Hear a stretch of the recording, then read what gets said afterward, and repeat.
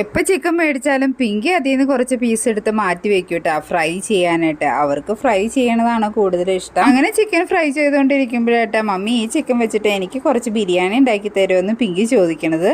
അങ്ങനെ ഫ്രൈ ചെയ്ത ചിക്കൻ വെച്ചിട്ട് പെട്ടെന്നൊരു കറി ഉണ്ടാക്കിട്ടോ. അപ്പോൾ ഇതിൻ്റെ ഇടയ്ക്ക് നമ്മൾ ബിരിയാണിക്കുള്ള അരി അവിടെ കഴുകി വാരി വെച്ചിട്ടുണ്ട്. അപ്പോൾ ചിക്കൻ കുറച്ചല്ലേ ഉള്ളൂ. അപ്പോൾ ചിക്കൻ കറി കുറച്ചുള്ളത് കൊണ്ട് തന്നെ ഞാൻ 2 ഗ്ലാസ് അരിയാട്ടോ എടുത്തിട്ടുള്ളത്. അതിനായിട്ടൊരു പാൻ വെച്ച് കൊടുത്തിട്ടുണ്ട്. നമ്മൾ ആവശ്യത്തിന് നെയ്യും ഒഴിച്ചു കൊടുക്കുന്നുണ്ട്. അത് ചൂടായപ്പോൾ ഗ്രാമ്പൂ, ഏലക്ക, കറുവപ്പട്ട, തക്കോലം ഇതൊക്കെ ഇട്ട് കൊടുക്കുന്നുണ്ട്. പിന്നെ 2 ഗ്ലാസ് അരിക്ക് 4 ഗ്ലാസ് വെള്ളമാട്ടോ ഒഴിച്ചു കൊടുത്തിട്ടുള്ളത്. പിന്നെ അതിലേക്ക് കുറച്ച് നാരങ്ങ നീര് ഒഴിക്കുന്നുണ്ട്. പിന്നെ ബിരിയാണി എസൻസും കുറച്ച് ഇട്ട് കൊടുക്കുന്നുണ്ട്.